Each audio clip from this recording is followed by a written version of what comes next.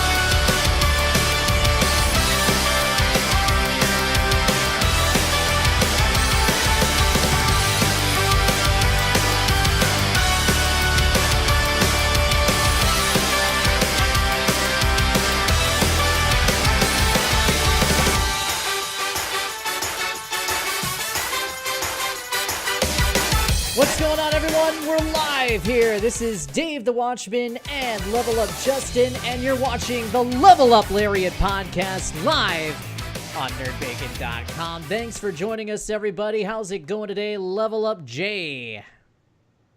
What is up, man? Not a whole lot here. Just getting ready for another weekly show and gonna see if we can't break down some walls. We'll just leave it at that. Indeed. It's also part of the High Holy Weeks. We had Easter. If you're Greek Orthodox, we've got Easter coming up this week. And, of course, WrestleMania is coming up as well on Sunday. Oh, my gosh. We're going to get to that in a little bit. We're going to kind of flip the show order this week. Normally, we do wrestling first and then video games. For those of you just joining in, if you've never joined us before, this is the Level Up Lariat podcast. We're here each Tuesday night around 7:30 p.m. Eastern, 6:30 Central, discussing the two finer things in life, pro wrestling and video games. Normally, we're also joined by Jeff Aroth, but he's out. He's out taking a personal day today. That's all right. Anyway, let's talk about some video game stuff. We actually are breaking a story here on NerdBacon.com. World exclusive, ladies and gentlemen. This just broke today. Fortnite confirmed is coming to the Nintendo Switch in 2018. It's a fact. It's happening. However, the big question remains, will it be free to play? And the reason for that is because it's important to remember Fortnite is two separate products. Let's see here. Since the September release of Fortnite Battle Royale, the game has relentlessly been setting records for the number of people actively playing and or watching the game via live stream. Let's scroll down a little bit here.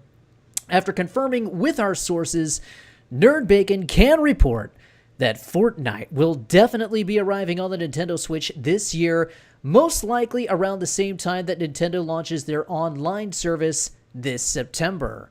Rumors regarding a potential Switch version have brewed for several months, with Epic Games' own creative director Donald Mustard helping to stoke the fires of speculation when he recently tweeted that the company was interested in seeing Fortnite's arrival on Nintendo's equally popular hybrid console, quote, at some point, unquote.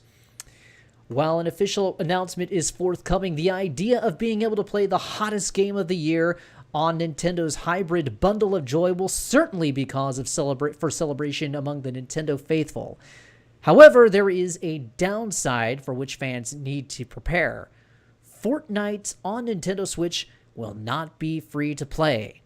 That's right. If you want a Switch version of Fortnite, you will have to shell out some coin. Now, it's not hard to imagine that this will cause a bit of stir on the internet as the whales of "but it's free everywhere else" ring out from every online forum and message board conceivable, while the simultaneous shouts of joy and cries of anguish will be something to behold. The notion of having to pay for Fortnite should really come as no surprise to anyone who's followed Nintendo's history throughout the years. The article goes on, but the main point of this article is that there's kind of a debate that's going on because Battle Royale from Fortnite, it's its own separate mode from Fortnite. Fortnite came out at the end of last year with the PlayerUnknown Battlegrounds craze, eating everything alive.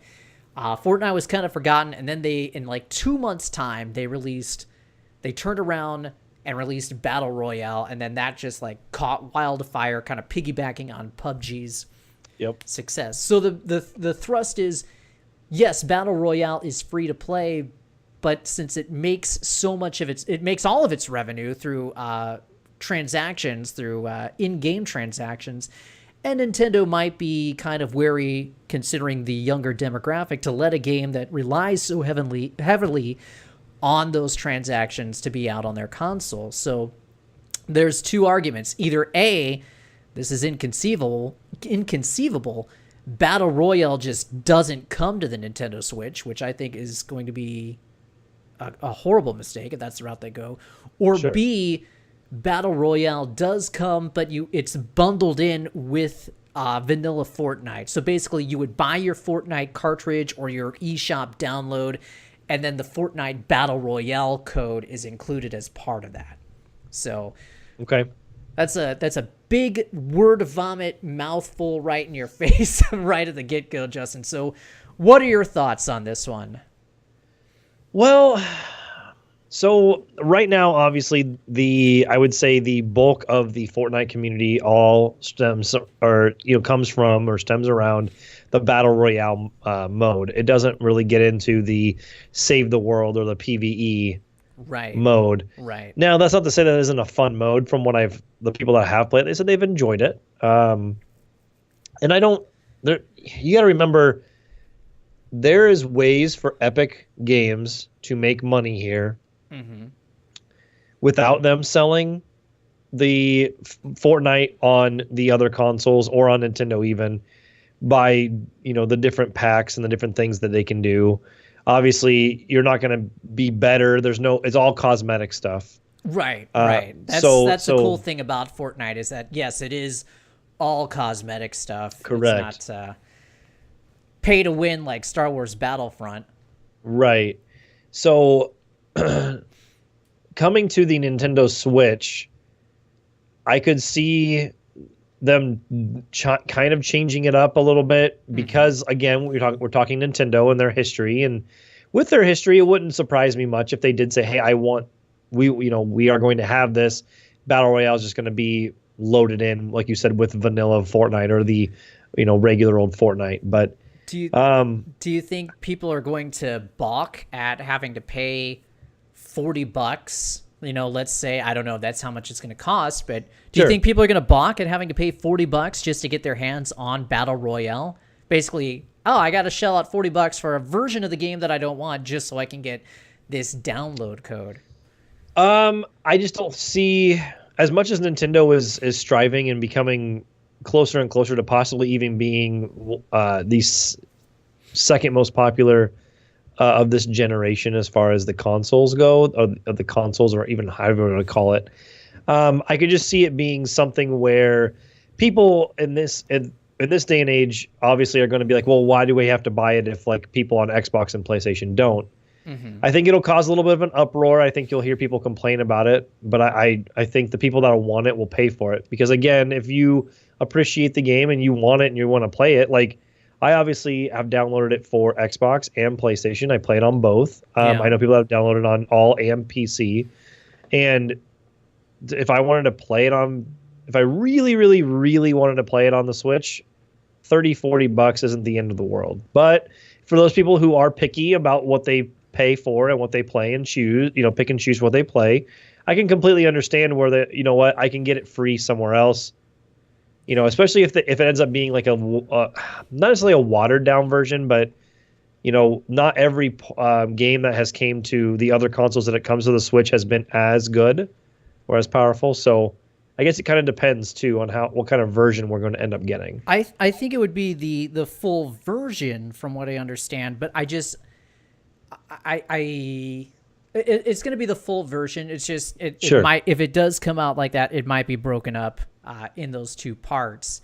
Right. So it's like a de facto paywall that's put up to kind of protect younger consumers. So sure. At least they know that somebody who really wants Fortnite has gone out and bought it, and it's up to them. Sure. We're not talking about a overly violent game. Yes, it is, again, involving, guns and taking down people and whatnot. Well, we're not talking about a game that involves like blood and guts and any kind of derogatory stuff like that, or like, in that sense, it's more cartoony. It's fun. It's obviously taken over the gaming world and then some. So, I mean, shoot, my favorite baseball team a player will hit a double and then he'll do one of the dances from Fortnite a couple of them have done it when they get to like second base. So it's taking over. All over the place. So, but like you said, Nintendo does have a history of having a little bit of a younger audience. Not everyone, but bringing in that a little bit of a younger audience, it can protect someone like me who has a Nintendo Switch, wants to play it. I'm obviously old enough to do so. It just maybe protects that a little bit. Plus, I wouldn't blame Epic if they ever came out and wanted to start to ever start selling Fortnite. Hey, for newer users or whatever. I'm not saying it would be the smart decision, but they got to make some money somehow, and they're obviously doing well with the game. So if that's what Nintendo and them decide to do, I mean, I'm not against it. To me, I think it's worth it just to have a proper portable version of the game. Because, yeah, it just got released on iOS like today, I think. Yeah. The full version got released on iOS, but who wants to play that game on iOS? And I think that one's actually kind of stripped down. I think you and Jeff might have been playing that one. Yeah, so for the last couple of weeks, it's been invite only. So if you wanted to play Fortnite, you had to be invited to the show or to the game, which is totally fine. But if you're invited to the game and then you go to play, it's just the battle royale. You're not getting the PvE save the world mode. But so that's it's strictly, really what everyone wants. Exactly. And so when we would play it, I just know that I didn't really want to play against anyone who, you always talk about, well, people with keyboard and mouse have better reflexes and do a little better than people with controller. Well, in this case, I didn't even want to play against people with controller because on mobile, I felt a little more slower and sluggish. Now, granted, I had some good games on there, but it wouldn't be my preferred method to play. But like you said, if they can bring it to iOS devices and Android coming soon, then what's stopping them from bringing it to the Nintendo Switch? Obviously, they can do it and do it correctly. Yeah, I don't think it's a technical aspect that would keep them from bringing it. I think at this point, it's strictly trying to protect younger consumers. From erroneously buying a bunch of skins and stuff. Yep. I don't think that's a bad thing. I think we're right on the same page with that. At this point, the way I look at it is Epic wants to, not only does Nintendo want to protect, so Epic can make a little extra money. Nintendo can protect its user base, and it's a win-win for everybody. And the people who really want it will buy it. Yeah. And it'll be a good purchase for them, and there you go. Do you think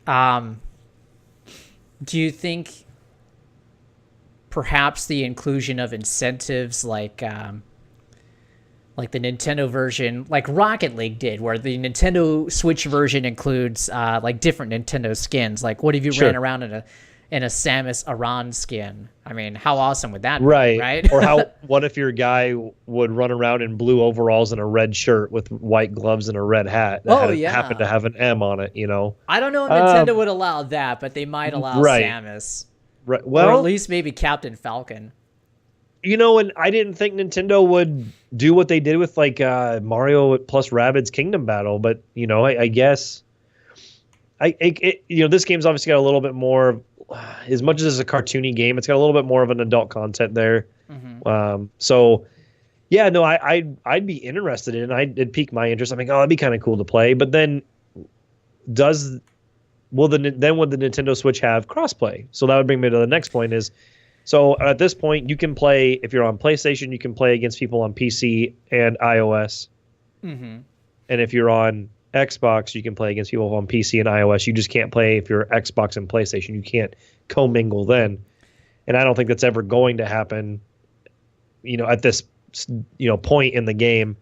But I think with the Switch and Xbox have obviously already been, and Microsoft, Nintendo and Microsoft have obviously been playing nice together. Right. I can see that being a cross-play, part right there. So, and yeah, that's what I see as well. I see really Sony is the one that's not willing for crossplay for anything right now, and that's just the luxury that you get for being number one. But who knows? That barrier might be coming down sooner rather than later. But yeah, from what I understand, a crossplay would be something that would probably be 75% happening with the Nintendo Switch version there. Sure. Yeah, and I think at this point you would have to have some sort of crossplay there, whether it's, like you said, Nintendo Switch with the Xbox wouldn't be a bad idea. But how easy, again, just like we saw with Rocket League, would it be if somebody that wants to go to a coffee shop that has Wi-Fi and they have their Switch with them and they throw down a couple games of Fortnite and then take off? It's just it shows to the strength of the Nintendo Switch plus Right. the strength of a game like Fortnite or like Rocket League, for example. Yep. And I haven't played Rocket League on the Switch yet. I keep meaning to pick that up, but I just haven't done it. But It's fun. It's it's obviously I think Rocket League is just fun. yeah, it's fun and it's definitely worth the play. So anyway, what kind of how great of a 1-2 punch for launching Nintendo's online service is this going to be? You're going to have you're going to have Fortnite, and then you're going to have Smash Brothers. So talking about that, we know nothing as far as the exact release date or any sort of release date when it comes to Smash Brothers. We can only imagine that it's going to be, obviously it's going to be after E3 because of what they've talked about. It's going to happen at E3, but we can only imagine it's going to happen sometime around September. If they are going to launch the network or whatever you want to call it, the Nintendo online infrastructure with either of these games, either one of them would absolutely bring a large database of players that, would probably pay for that service. Okay. Now, again, it's yet to be seen what Nintendo is going to bring with that service, but we do know that if they bring those type of games, that's going to bring the numbers. That's going to help. So right, and let's not pretend here. I mean, Smash is gonna be out day one with that online service. I mean, I would imagine it's going to be pretty close. I would not be surprised if one slightly before the other, but yeah, I mean, I don't know. I couldn't see Smash, coming out without, without that online infrastructure there. So how pumped would you be? How pumped are you for this news that Fortnite would hit the Nintendo Switch? I mean, is that going to shift your thinking a little bit and have Switch maybe go up the rank? Because like you said, you've got it on multiple systems. I mean, you've got a PC that can run it. You've got an iOS version, I think, and you've got both the PlayStation 4 and the Xbox One version. So for somebody like you who's got access to the full Fortnite suite, I mean, how important is this move for you? So for someone like me, I would say there's no one like you. Let's just be honest. There's no one. But no, I would say for someone like me who I'm not I've been streaming it more. I haven't streamed it in a little bit now, but the last couple of times I streamed, I would stream it, and I had a lot of fun with it. And someone who's really getting back into it, especially finding out that I have more and more people that I know that's playing it and want to play it with me and whatnot. If I knew that I would have the friends and stuff to play it together, I'd probably be more pumped for it. I just think the majority of the people that I know I would want to play with are going to be on the PlayStation and the Xbox. So. But still, it still makes me pumped because it lets me know that Nintendo's making the right directions to make sure that they, going forward, aren't just some Mario and Zelda or Smash device. They're obviously going to be, trying to bring the biggest and best titles that they can. But I just don't know if it's a game breaker for me because, again, if I had to drop, like you said, $30 or $40 or whatever on it, it'd be worth it because I don't mind paying companies for games that I enjoy, especially when they're like, okay, this game's free to play. I don't mind giving a company a little bit of money. It doesn't bother me because I'm rewarding them in a way for like saying like, thank you for making this game. And in this instance, I enjoy the game and I would reward them in buying it on the Nintendo Switch. And even if I wasn't doing the whole game media thing with you guys and doing all this different stuff, I'd still probably be interested in purchasing it just to try it out. I kind of like the pretension that you have of I'm going to reward them by buying it. Well, right. Yeah, I mean, it kind of sounds like that a little bit. But you got to think, the way I look at it is this too, is like, so there's certain games that we get, and I don't want to say, when I say we, I guess the way I look at it is we as in anyone and everyone who plays games. There's certain people who get not get us, games, but gamers collectively. Right. There's certain people that get games and they know like, okay, I'm a Call of Duty guy. I'm going to buy that season pass or that whatever it is, day one, it's mine. But Okay, then you've got other people that are like for like an Assassin's Creed or a Batman Arkham game. Okay, I know I'm going to like this game. I may not like it as much as the last one, for example. It's like Arkham Knight was a good example for me. I bought the season pass day one. I had no idea what I was getting myself into. Granted, could have been handled better, but I felt like, you know what? I wasn't not going to do it, and I would rather give my money to a company that I feel like is making a good product than a company that's making a shit product.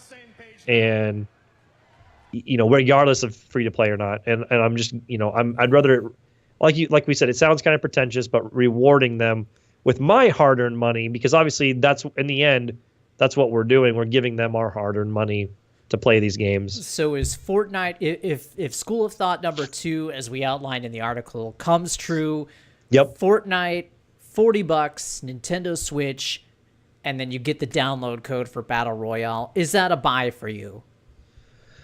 Yeah, I'd probably buy it. Probably. All right. Yeah. All right. I would say I'd probably put it at like an 80% day one purchase. Wow. 80%. That's pretty big. And you got to think, I'm not even the biggest Fortnite guy. I played it once, and I'm like, I don't care about this at all. I might go jump back in and just try and dig in and see what the fuss is about. And I think that's a good article for me to write is, why I don't care about Fortnite. It's not fun. The end. And see, and then I'm you got to a bitter think, old man. The end. and sometimes it is like, I had a really cool social interaction with a bunch of people a couple Mondays ago when I streamed it, and played with some people that were watching the stream that I was a part of, and played with some other people that I knew, and had a really good time playing like 4-person squads. And I felt like the social interaction of the game was really cool, because that's when it made the game go over the top. I could play solo games all day long in Fortnite or any other solo game, but when I got that, it kind of gave me that feeling of going back and playing like the Halo 2 and 3. Because you're getting the interaction. People are really into it. Even with Call of Duty nowadays, people talk about, we use a mic and whatnot, but people don't really more and more people are shying away from talking online because of the ridiculousness that can appear online. So no, I do think it's a game that I would definitely look at getting right away. And like I said, I think for the people who are more into it more than myself, if they have a Nintendo Switch, I think they would support Epic by buying it day one. Boy, speaking of that, I think they just need to ban 13-year-olds from talking online. A-Rob 2002 asks, what do we think about PlayerUnknown Battlegrounds compared to Fortnite? Well, I haven't played PUBG personally. Again, crummy old man Dave is like, I don't know about PUBG. It just doesn't look fun. Every time I try to watch it, it looks stupid. Well, and here's the thing. I was all about PUBG coming to the Xbox. I was like, it's going to be so much fun. I can play it on the Xbox. I don't really play on the PC or anything. And I'm like, I'm going to play it. It's going to be awesome. And I played it, and I was underwhelmed. Yeah. So then, and the funny thing is I played Fortnite Battle Royale day one before any of this other stuff has dropped, any of these battle passes and seasons and all this that they're doing now, when it was just vanilla Battle Royale. And I had more fun with Fortnite from day one than I did PUBG. That might be, something that we can even get into more like on a Q&A session some point. But what do I think currently? My honest opinion is Fortnite is easier to get into right away, and it is difficult to master. Whereas, and it's a little less realistic. You obviously are stuck in third person. The guns aren't exactly like real life perfect. Where you have something like PUBG that tries to emulate more of a real life environment and uses more real gun physics, so to say, I guess is the way I look at it. Fortnite with its cartoony aesthetic is just much more inviting for a player to get into. And that is just it. So A-Rob says, if I try and sit down and play something like Call of Duty, I get frustrated really quickly because I think its realism makes me much more frustrated at not doing well at it. Where something like Overwatch, it's like, yeah, I'm getting my butt kicked, but you know what? I'm having fun because it's a different vibe that art style gives. And I think that's really important for Fortnite, and one of the big reasons why it's swept across the globe so rapidly. That and Battle Royale is free to play. Everybody was watching PUBG, but how many people were paying for PUBG? And then Fortnite comes around, it's like, okay, now we're PUBG and you don't have to pay. Well, hell, all right, let's do it. One, it's more inviting. Two, it's more aesthetically pleasing. It's more fun. Yeah. Would you, when you play, like you said, a more realistic game, you tend to be more realistic about it. You're like, okay, this gun should act like it would in real life. I feel like my physics should be more accurate. Whereas like with Fortnite, and again, PUBG, you can go into first person mode, or you can go on into third person mode. But in Fortnite, you have to stay third person, and that's okay. But they give you the funny costumes to pick it, to be in if you wanted. Sure, it's you get that like, oh, I can dress up as a T-Rex. It's much more carefree. Yeah, it's much more carefree. When I die, I don't care as much as like I would with PUBG. And I'll put it like this: I like Fortnite because of the ability to just have a good time, and it just feels a lot more, like you said, carefree. Where with PUBG, I would honestly feel like when I've played it, I honestly contemplated trying to get Microsoft to refund my game. Wow. I did not like PUBG compared to. Now, I'm not saying PUBG is a bad game. If I'm going to sink my teeth into a battle royale game right now for what we have on console, I'm going to go with Fortnite. There you have it. Steve4531, welcome to the show. Steve says, I'm excited for Fortnite if it shows up on Switch. Great game to pick up and play for 10 minutes at a time. Absolutely right. That goes right into what we were talking about with Fortnite, just the way that it's so approachable. That cartoon aesthetic brings you in. And yeah, that's a really good game. Just like Overwatch, just like Rocket League. It is such a great game for just like bite-sized chunks of gaming. Even like Mario Kart Deluxe on the Switch, and to some degree ARMS. I'm trying to get back into ARMS personally.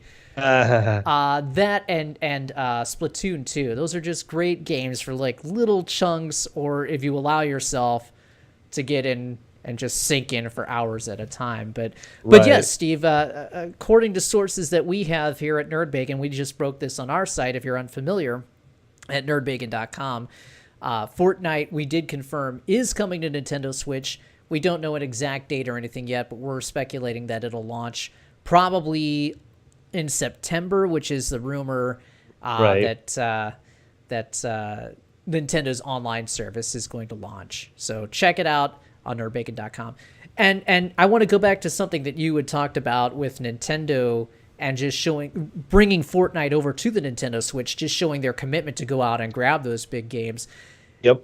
You're absolutely right. That's one thing that I have noticed about Nintendo with the Switch era, is that they are much more aggressive about going out and grabbing those games. I mean, who would have thought about Rocket League on the Wii U back then? Right, or even bringing a game like Fortnite over to the Wii U. If the Wii U was just a little bit more popular, I don't think Nintendo would have done it. So it feels like Nintendo has definitely had a shift in attitude during this whole Switch era. And you know what? That's kind of the beautiful thing that failing, I kind of hate to say that, but that's kind of one of the beautiful things that failing will let you do. It'll make you hungry, and that's what Nintendo is right now, is they're hungry for that success after getting, shamed during the Wii U era. And that's too bad, because the Wii U has a great library, but let's just be real. 13 million Wii U's were sold. That's abysmal. That's it. Yeah. Yep. And like you said, Rocket League coming to the Switch it was a big deal. Mm-hmm. I even look at a game like Crash Bandicoot coming to the Nintendo Switch. Now, again, it is coming to Xbox and stuff as well, but who would have thought for the first time ever a Crash Bandicoot game on the Nintendo Switch? And I think that just goes to show, like we said, Nintendo is trying to play not necessarily a catch-up game, but trying to play their cards right in, okay, hey, we did wrong in the past, and now we're going to get games like Fortnite that you guys can pick up and play for 10 minutes at a time, because let's be honest here, how many games, unless you're winning every single match, which No one does. Your games don't last that long anyway. They don't last. They're not. They're not 10 minutes long. I think even the games that I've gotten like in the top 5. I don't play that 10 minutes might be on the long end. I mean, I could be wrong. I don't know. I'm not really counting, my game time or whatever. But yeah, I mean, they're bringing some really good quality titles to the Nintendo Switch, and it's just going to show that it's the right move. Yeah, and just adding on to what you were saying there, think about Dark Souls coming to Nintendo Switch. Yes, yep. Dark Souls 3. So that goes and speaks to that hunger of Nintendo. Holy cow! I forgot about Dark Souls. I know, right? That's happening. That really is happening. Why do I feel like that's been buried among all the other cool crap? I don't know. And who knows? Who knows how Metroid Prime 4 is going to play out? Oh, boy. I still have my suspicions. Maybe From Software is working on it. I don't know. We'll find out at E3. Let's talk a little bit. Let's move on to another thing that we confirmed this week. And this was, let's see. Steve, before we move on, has a couple of quick takes. What do we think about The Undertaker wrestling again this year? Last year's end seems perfect. And do we know anything about other E3 rumors popping up on a rumor thread called Reset Era and Twitter? Steve says he just found our site through Twitter. We're going to get to wrestling news a little bit later, but we've got we'll preview WrestleMania and our thoughts on that. Yeah, so we, like we said at the beginning of the show here, Steve, we flip-flopped our format. We usually start with wrestling. We started with video games, and we're going to end with wrestling because we know it's WrestleMania week. That's right. But anyway, thanks for checking us out, and we hope you stick with us to the rest of the show. Absolutely. As far as E3 rumors popping up through Reset Era and Twitter, there's so many different rumors. It's hard to keep them all together. Yeah, we'll just have to wait and see. From what I understand, E3 is going to be pretty darn special this year. So, No, you're fine. You are fine. No, yeah, don't apologize, Steve. We get it. We're just happy you're here. Yay. But yeah, as far as rumors go, I mean, it's hard to comment. Some are much more exciting than others. Sure. Yeah, we'll just have to wait and see. It's all getting tasty. We're only 2 months and like a week and a half out from E3. I cannot believe it. Cannot believe we're into April already. We're so close. Oh my goodness.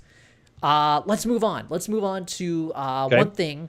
This kind of is in the realm of rumor, but we've got a couple of inside sources who confirmed this about the new Smash Brothers game.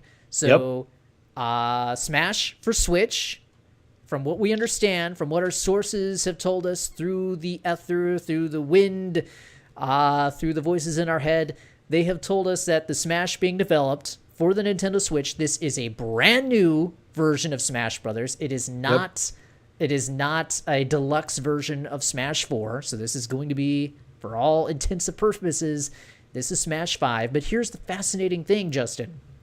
This one is developed by HAL Laboratories. They're the lead studio behind this one. And then we've got Namco Bandai, who are acting in an assistant role, and that's flip-flopping what they did last time. Last time it was Namco Bandai taking the lead, and then HAL was kind of in support.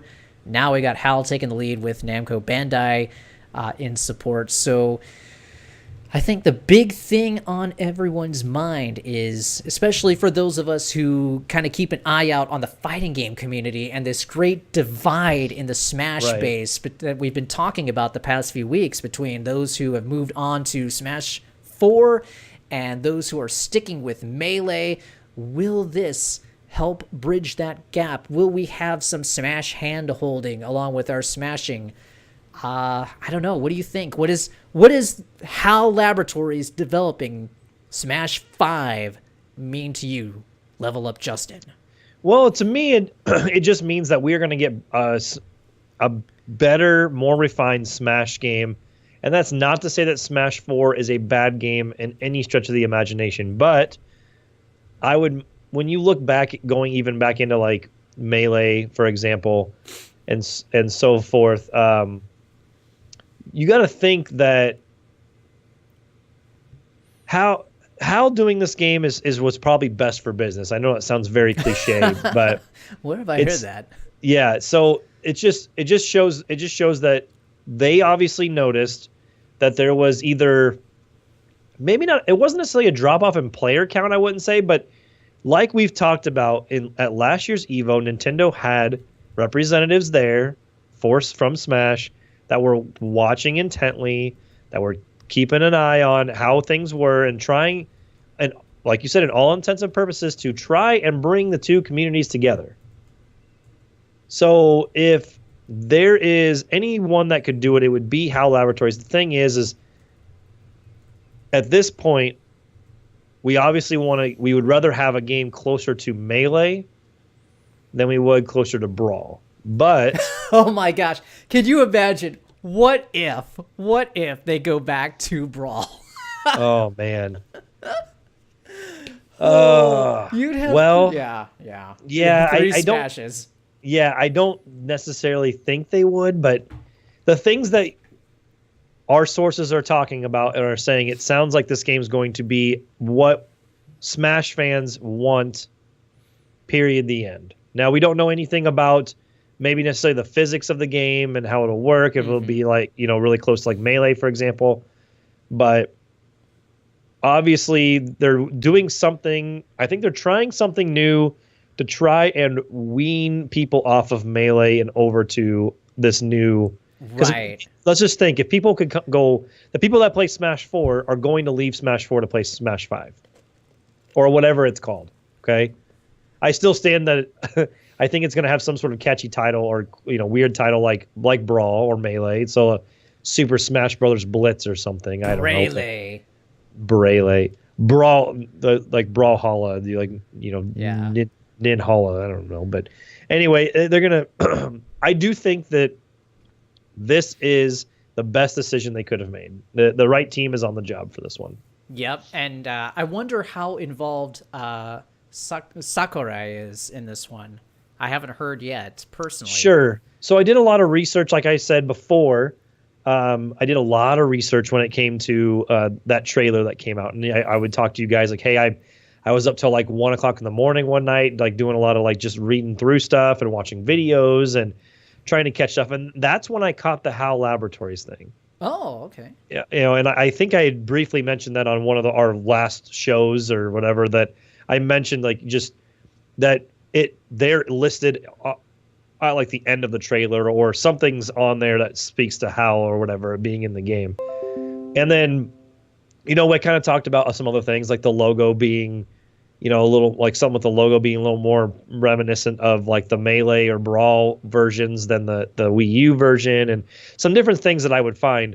But you got to think like Smash is such a big deal. The reaction videos that have came out since that trailer, when all this information comes out that we're getting over here at Nerd Bacon, I honestly think that it's going to just blow everyone out of the water. I think, like I said, it's the best decision they could have made. Mm-hmm. And it's just going to increase that popularity that Smash already has. And yeah, I think it gets me excited. I mean, I'm pumped up just talking about it. So. I know, right? I definitely agree with you.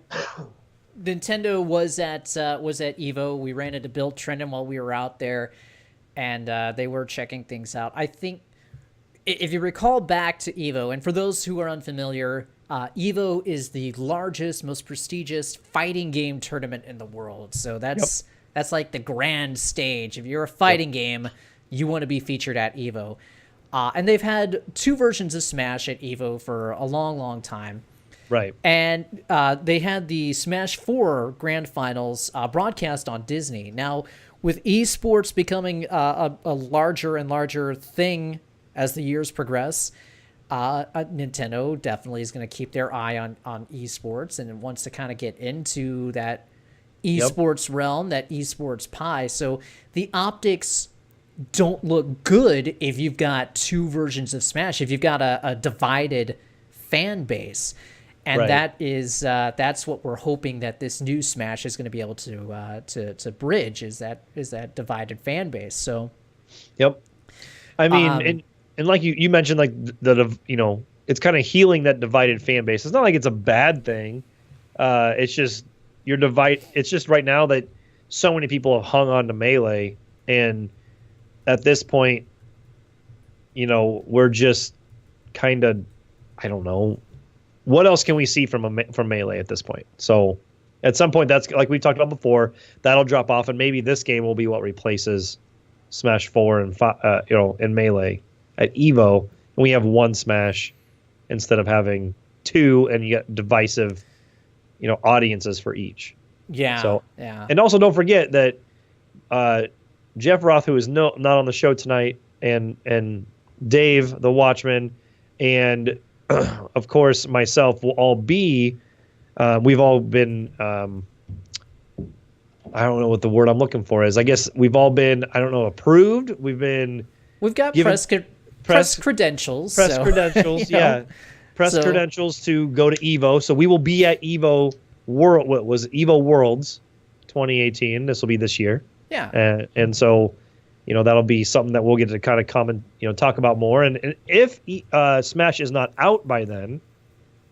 Which I don't think it will be. I think it'll be out in September, but I'm sure they'll have a build for us to try out over at. I agree. At Evo. I wouldn't even be surprised if we get something around that time from Nintendo, like a final trailer or something, of that nature. So. Yeah. Let's see here. Steve wants to know. Speaking of E3 rumors, he wants to know if we've heard anything on a new Fable or Halo. Two big Microsoft properties. The word on the street that we heard back towards the beginning of the year was that Fable is resurrected, and it's in the hands of, I think it's Playground Studios. It's the same people who did the Forza Horizon series. They're doing Yep. So that's what the general consensus is in the gaming press right now. I don't know if we'll see it announced at E3 this year. It certainly won't be out in 2018, but I'd be surprised. 2019 or 20. I'd be flabbergasted. Yeah. As for a new Halo, we haven't heard anything yet. Nothing concrete. 343 said that Halo 6 was not going to be at E3. Well, actually, I think, what did they say? They said Master Chief wasn't going to be at E3 this year.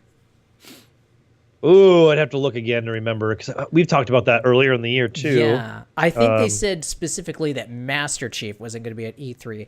Now, Level Up Justin over here, the man, the myth, the legend, sitting right in front of us, he, in our predictions episode back in January, actually predicted that we were going to see another Halo spinoff like ODST or something like that this year. So... Right. Well, we don't have anything concrete on Halo returning. That's our general line of thinking, is that if Halo comes back this year, it's going to be something like ODST, and you better believe, my friend, that it will have a Battle Royale mode.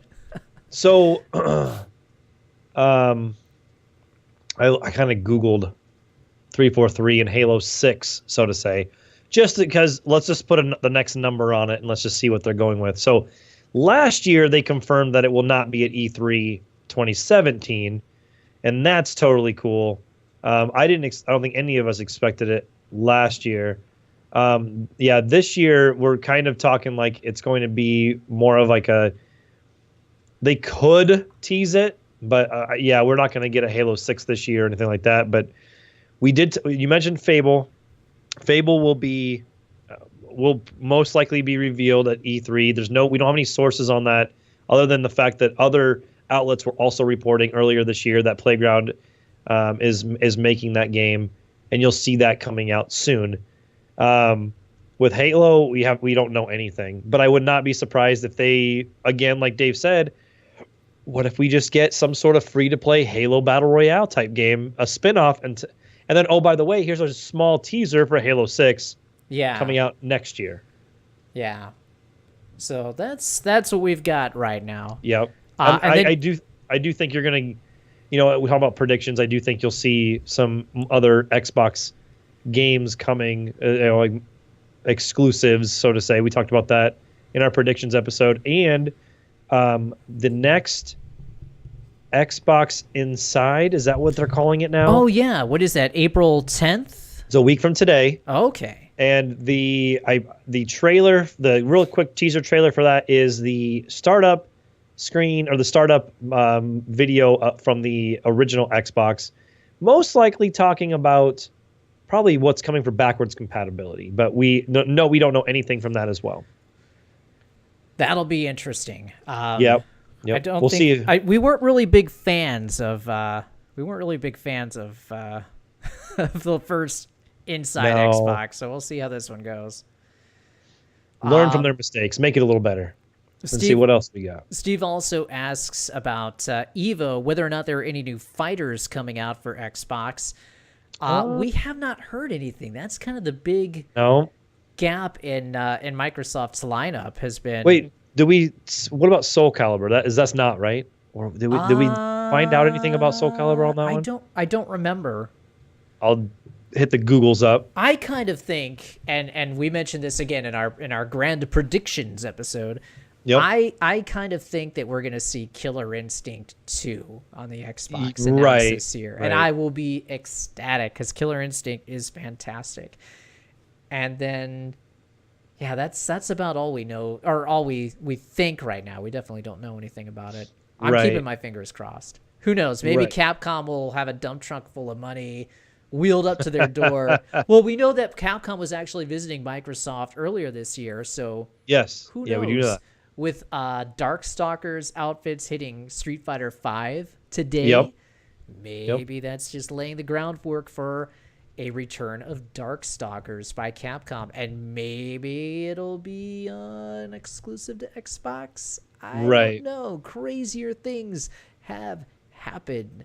Anyway, let's move on. We're excited that HAL Laboratories is back at the helm of Smash Brothers.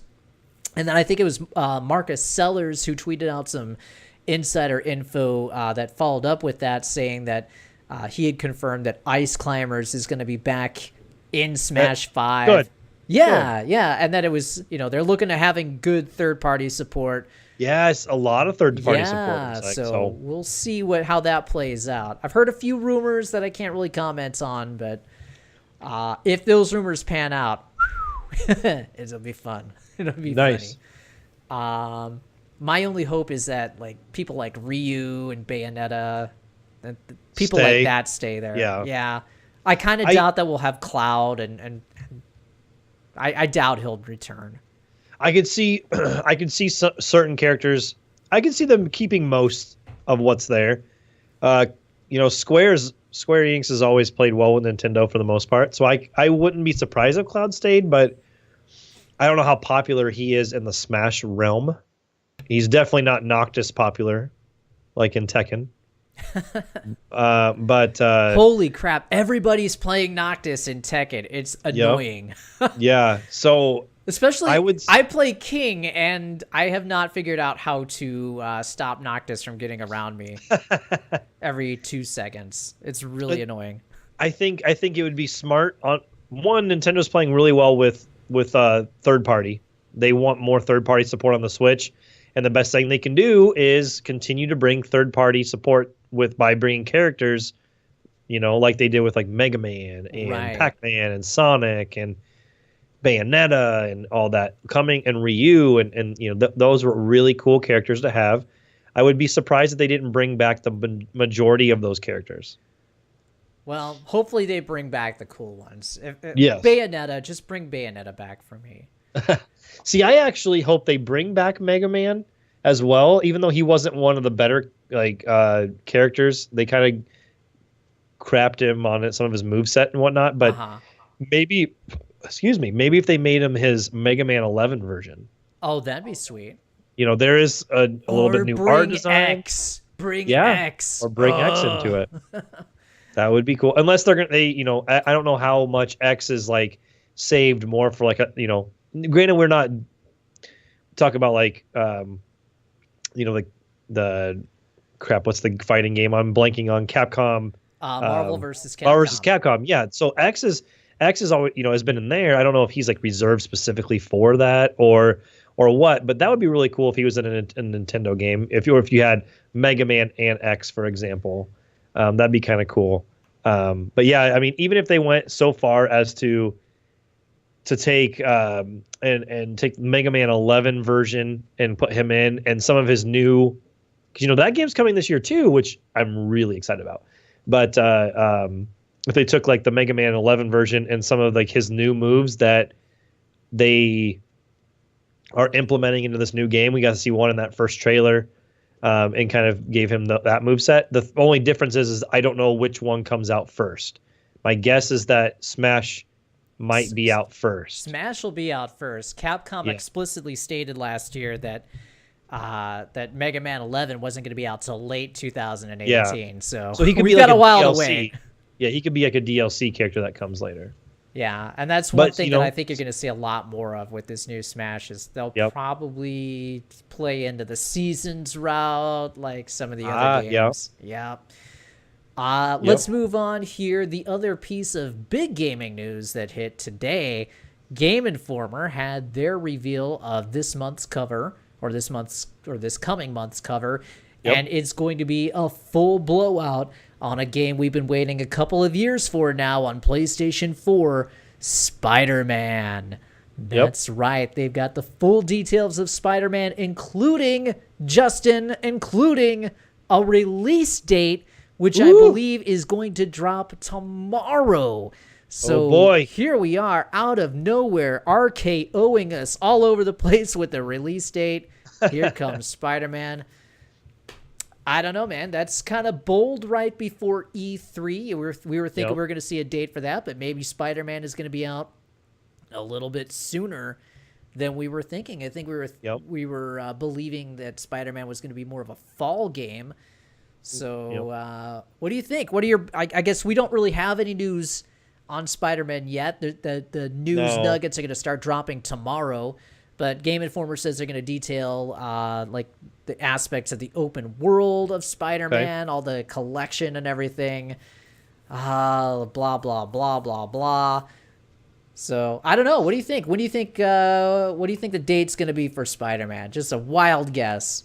Well, let me ask you this really quick before I kind of go into the date. So we know God of War is this month. God of War, April 20th. That's right. Okay. What was the big PlayStation? So next month, May, is Detroit. Is that correct? Detroit is in May, right? Do we have anything for June? I don't know if we have anything for June. I would be surprised if Spider-Man is out in June. Let's just read a little bit from the article here. This is from GameInformer.com. We played Insomniac Games' Spider-Man, and we know its release date. The May issue of Game Informer is loaded with new details about the wall crawler's highly anticipated return to video games. Our hands-on impressions reveal what you can expect from the open world, the missions, side activities, collectibles, and more. We also dive deep into the web-swinging controls, combat complexity, and surprisingly deep upgrade paths, which include, Justin, suit crafting. Ooh. Oh, yeah. Uh-oh. We spent 2 days in Insomniac's studio learning about the development team's vision for Spider-Man on PlayStation 4. The team said that the best Spider-Man stories are when Spider-Man and Peter Parker's worlds collide. That's exactly what they want to achieve with this game. And then here's the selling part. Our 14-page article features new screenshots, concept art, and details from Insomniac's creative director, Brian Inthar, game director Ryan Smith, art director Jacinda Chu, lead writer John Paquette, and more. We take you through the opening of the game, the first mission, and plenty of open-world exploration. We also reveal the names of villains you may not know. So there you have it, all in the May issue of Game Informer, Spider-Man Blowout. Now,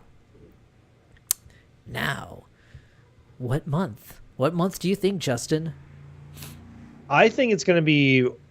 I'm going to go June. I am going to go June. Wow. I think it's going to be right after E3. Man, oh man, I think it's going to be right after E3 this gives them something to kind of like, hey, poke and prod at. So, hey, you guys are going to get God of War.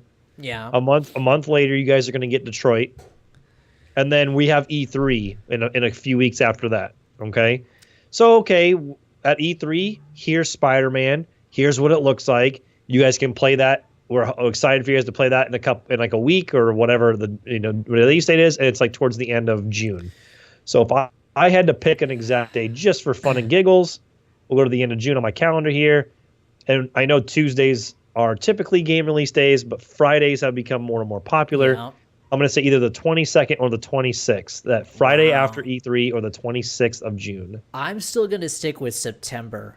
Okay. I think June's a little soon. No pun or no rhyming joke intended. I think June is a little soon for it, but I would say I think early September is a good slot that gets a big game out, and then that gets out of the way of the Call of Duty October juggernaut plus Red Dead Redemption 2, which is at the end of October, which everybody's going to want to stay away from. But I don't know. Maybe Kingdom Hearts is out in September. I think that one's either a September or November game. So who knows? It could be June. I guess I can make the snarky comment if we even get Kingdom Hearts this year. We will get Kingdom Hearts this year. There's no way it's going to slip into 2019. Just no way, no how. Yep. Final Fantasy VII Remake, on the other hand. Yeah. Who knows? Yeah. But I don't know. Are you excited? Are you? I've never been a big Spider-Man guy, but I'm actually really looking forward to this game. I think it looks really fun. It looks like it's going to be kind of fast-paced, and maybe just kind of what I'm looking for. That's different from I was a big fan and played all the Arkham games. I love those games. Played those over and over and over. But this is going to give us a little different take. It's a Marvel game this time, and I'm kind of excited to see where they go with it. I like that they've chose and kind of went with a different villain, not one that like everyone's really super like familiar with. It's not just like, oh, we just did the Green Goblin or the Hobgoblin, or oh, we just did Doc Ock because everybody knows who they are. They're trying someone new, and I think it's kind of cool. Well, and it looks beautiful. I bet it'll be like the Arkham games where you have a number of different villains. I agree. You'll have some of those like smaller villains that he can kind of take care of throughout the game. You said so. I gotta finish Arkham Knight. I can't believe I never finished that game. It's a bad David. I played that game. I beat that game, and then I went back and played 100%. I actually did 100 and whatever it is to get the secret ending. The secret ending. I did that. Oh, see, I didn't even know that. I don't even know who the Arkham Knight is. Oh, I can't tell you now. I know you can't. Don't spoil Damn it.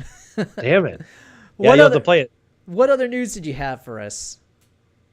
The only thing I had to kind of finish up on the gaming side is this week, within the last actually 2 days, IGN has received a purple egg, a purple scaly egg, and it is got a card that comes with it. Do they need to go see a doctor? Yeah, it's got a card that comes with it that specifically says something's about to hatch. And then that quote is from Falcon McBob.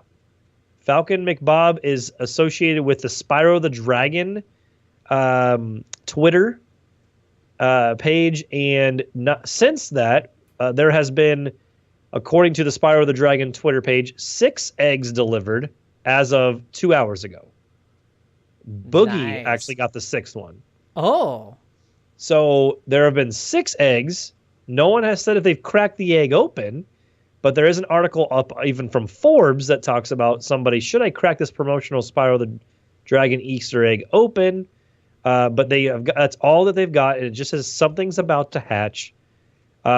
Since then, you're seeing the talk kind of come up more and more and more.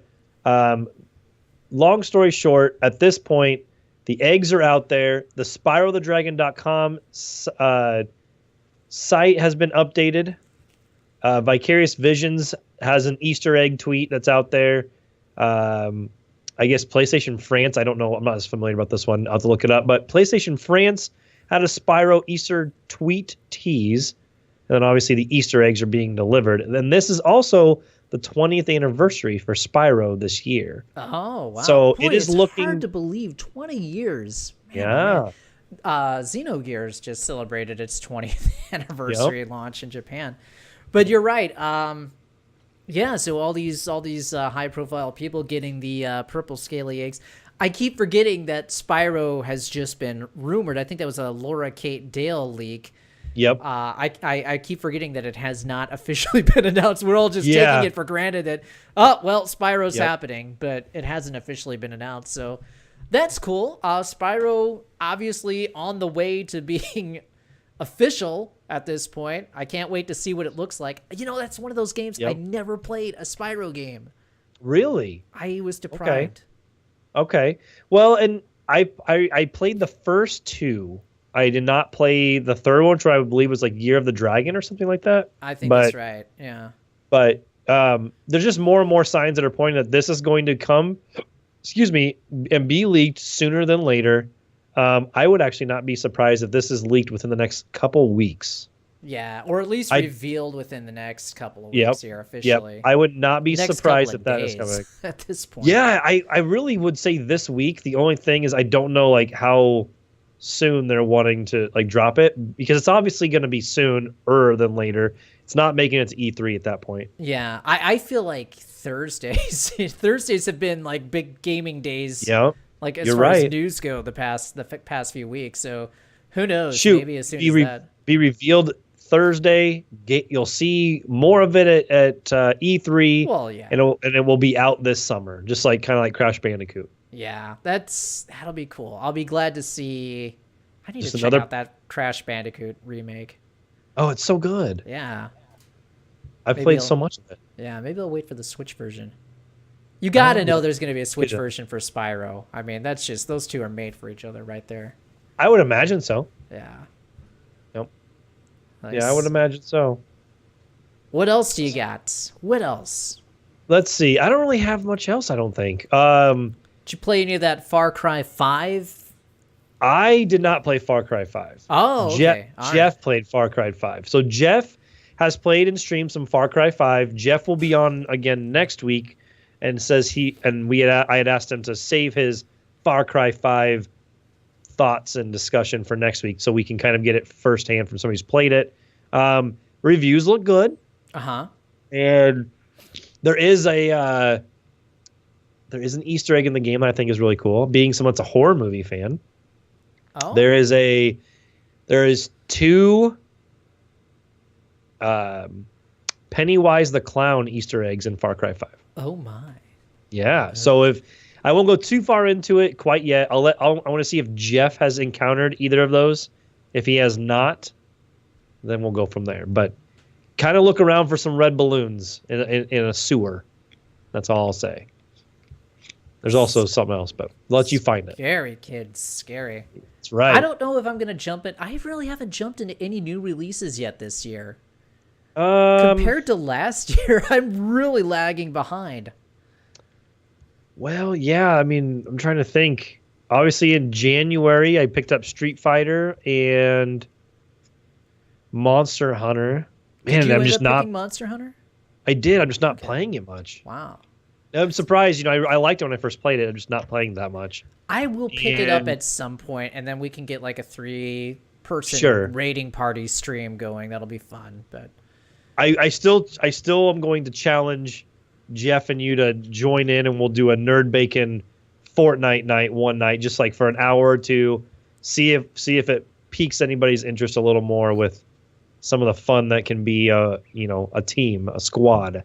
What we should do is next month, when I think that'll have a tournament mode, Street Fighter Anniversary Collection. Oh, yep, that is out next month too. Yeah, end of May. And that is on Xbox. I know Steve was asking about that. Yeah. That is on Xbox. Yep, that'll be a good one. I'm looking forward to that one a lot. Me too. I thought there was one other gaming related thing for this week, but maybe not. Let me It's a slow week. Everybody's getting back from Game Developer Conference. let's see. We covered Fortnite. Covered Fortnite, coming to Switch. Coming to the Nintendo. It is coming to the Nintendo Switch, according to our sources at Bacon.com. That's right. It's also available right now for all iOS users for a certain level and up of iPhones and iPads and whatnot. We talked about Smash Brothers and how you said HAL Laboratories, correct? HAL Laboratories. HAL Laboratories is the ones developing Smash 5. It is a new Smash, according to our sources as well. The Game Informer coverage was Spider-Man being its featured game, and then the Spyro the Dragon Easter egg. That is it that we had on the agenda for tonight's gaming section. Let's talk about the other finer thing in life. Uh-oh. Wrestling. Let's do it. By the way, I've been monitoring some SmackDown results, and Daniel Bryan and Shane McMahon opened the show talking about getting back on the same page. And they're both now cleared to wrestle. And Daniel Bryan apologized for not handling Sammy and Kevin correctly over the past few months and kind of been a thorn in Shane's side. And Shane put his hand out to shake Daniel's hand. And Daniel says, no, let's. These people didn't come to see a handshake. They came to see a hug.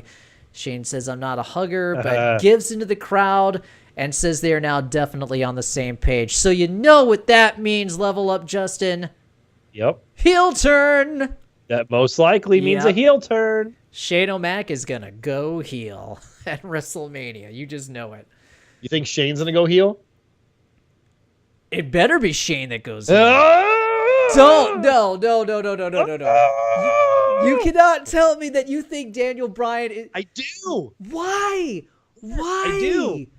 He's the most, as Jeff Roth says, as anybody with a brain says, Daniel Bryan is the most over guy in the company. The guy's been on the shelf for 3 years. He's coming back to a Cinderella story, and you're telling me they're going to just like shit all over that and turn him?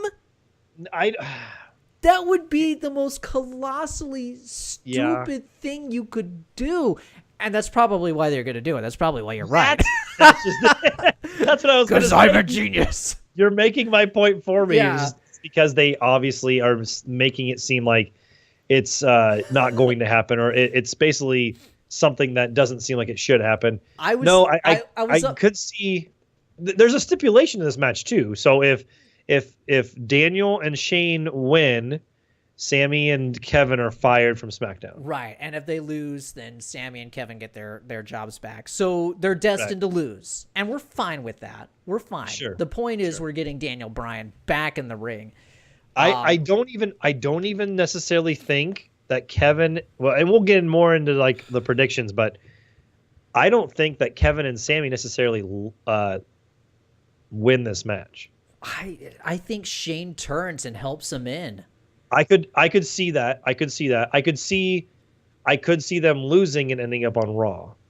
Because we know there's going to be stuff. There's going to be changes. There's already been rumors and bustling. You got to remember there was a few months ago there was a segment with them talking to Stephanie when Stephanie and Shane were going back and forth. Maybe that just is like, hey, they can go play back onto that. Like, hey, Stephanie always had our backs and she brings them over. Kevin and Stephanie have always had that good relationship or whatever. But I don't know. I think as much as I consider that Daniel Bryan has a very odd heel turn that could happen, I agree with you that Shane could be the one that's like, I'm a McMahon. This is what we do. He turns, he helps them out. Daniel Bryan's then left to hang. Remember before WrestleMania 30 when they tried to turn Daniel Bryan heel and they tried to get him to join the Wyatt family just to cool him off for Roman Reigns, and it just didn't work. Or not for Roman Reigns. I'm sorry, for friggin' Batista. Batista. Yep. Yeah. Let's. This guy is really over. Let's pour milk on him and just cool him off here so we can have Batista go over. Yep. I was listening. I was up late last night after Raw, listening to random wrestling stuff for whatever reason. I wasn't ready for bed yet, and I was listening to Jim Cornette. And a clip from his podcast talking about Daniel Bryan's return. And he's like, you can't when everything goes perfect, it means you aren't writing it, because you can't write and this is his quote, you can't write shit this perfect. All right. So just, you need to be putting the whole Cinderella story thing together. You need to be getting, like CBS and everybody covering this, because this shit don't write it. This shit writes itself. You don't have to do anything. Yep. And he's like, and that's probably why, that they'll do something to fuck it all up, he says. Yeah. But he's just just by turning him heel, that would be the one thing they could do to mess it up. Just have, or what you can do is have, Roman Reigns come out and spike him on his head and put him out and say, "You're the son of a bitch who, cooled my run down, a few years ago, and, F you," is what, in that language that only Jim Cornette can eloquently say. Right. And then, the next year is Daniel Bryan trying to get back up and get his revenge against Roman Reigns, and you have like a Jesus Christ pop, and you make a ton of money. Fuck. Yeah. That's what he says. Yep. But I encourage you to go listen to it, because it's that simple wisdom of Jim Cornette, which is always brilliant. But you like he says, this is fairy tale stuff. This is stuff that is so good you can't write it because no one would believe it. And you just know that they're. I'm really worried that they're going to try and screw it up. I'm really worried. Right. I kind of laugh at those people who are like, I'm going to cancel the network, if something doesn't go my way. I think if they try to turn Daniel Bryan heel, I think I really might cancel the network, because that's just the dumbest thing. Just, unless he absolutely cannot wrestle much, but still there's no reason to turn him heel. I don't know. Now I'm worried, dude. Thanks. Yeah. I mean, so yeah, let's get more into the predictions here shortly, but were we going to start with our predictions right away, or did you want to? Well, the only other thing we'll say is, what the hell is going on with Cena versus The Undertaker? Yeah. Because last night's Raw sucked. All right. It was just crap. So normally I try to be a source of positivity, even when Dave is on his old man rant, which and is Jeff often is these days. And Jeff is doing his, I'm Jeff, everybody bow down to me thing. I try to be a source of positivity, and last night was just, damn it, was not one of those nights. No, what it wasn't the fun. It wasn't fun. Were they doing? It's the go home edition of Raw. It's the last Raw before WrestleMania. I tuned in. My wife actually watched with me. It was like, okay, maybe this will be a cool moment. They advertised, okay, Cena is going to be up next. I sent you guys the message. You tuned in specifically for that, because you weren't watching prior to that. And what the hell are they doing? Unless they're just going to have The Undertaker show up at WrestleMania, but why? Right. And at that point, everybody who was inclined to watch WrestleMania is already watching WrestleMania, and you haven't done the job of selling to the people who are like intrigued by seeing The Undertaker versus John Cena. You got to sell those people on that go home episode, and to wait if this match is happening. Which we still assume that it is happening, but to wait and not do anything until actual WrestleMania is, again, unfathomably stupid. It's something stupid. It's something they've done things like before, where they don't have somebody appear until Mania, for example. But normally, that like you're going into Mania and this is happening. Right. Now, my thought process is this: the only reason I can think that maybe this works, is that they've been teasing it enough where people are intrigued. But the people that are going to watch WrestleMania are already there. We already know WrestleMania is a global phenomenon that is watched across like some crazy amount of countries, and we get that. We already know that we're getting the dream match. It's not the first time they face each other, but if you listen to WWE, it's the first time they faced each other. But between AJ Styles, first time they faced each other in a ring that matters. Yeah, between AJ Styles and Shinsuke Nakamura. You're also getting the debut match of Ronda Rousey. Don't even get me started on her debut and her botch so far. That's just my opinion anyway. But they're thinking, okay, we've got these big draws. We've also got Brock Lesnar, all these rumors. Well, Paul Heyman breaking the news last night that he'll be waiving from everybody in the UFC. If nobody else caught that breaking news, yeah, it looks like Brock Lesnar's going back to the UFC. Not that that was a secret. I think that people kind of were thinking it. It just was a matter of time with him and Roman Reigns having their, match. And there's other good matches in there. But if you weren't already sold, having someone who transcends Hulk Hogan, transcends past wrestling. Your Stone Cold Steve Austin. Legendary wrestler. Right. Stone Cold Steve Austin, The Rock, John Cena even, for all purposes intended, is a name that transcends further than wrestling, than pro wrestling. Yeah. If you're not going to have the match, then stop teasing it at this point and do vignettes about freaking John Cena is trying to get himself a ticket to WrestleMania. And he's sold out. He's trying to buy from his scalper and stuff. And you know what? But as much as we think this is terrible, we are also sitting here talking about it. Well, we're talking about it because we have to talk about it. Well, sure, but is that what's getting people to talk about it? What is going on? We're not talking about it in a positive way. No, if the Undertaker had appeared last night, we'd be much more hype. And his lack of appearance last night put a whole damper on WrestleMania, actually. Sure. Because we're not feeling quite as positive as we were going into WrestleMania as we were maybe a couple of weeks ago. I think it's a great card. I am the first to admit the Undertaker has nothing more to prove. Mark Calloway can be retired and sit at home and work out and do whatever else he wants to do. We all know that, but don't nothing else to prove. Don't use his name in vain in a wrestling ring. Right. At this point, don't tease us a match with the Undertaker and then not deliver on it. Don't do it. Right. At this point, they would just need to drop it. But that's what makes me think this is still going to happen. Yeah, but if it was going to happen, then, God, just do it on your go-home episode. Unless it's going to happen tonight. And that's why I said maybe it happens tonight, because the rumors were coming out that this version of The Undertaker is going to end up being the American Badass, the biker, Dead Man Inc.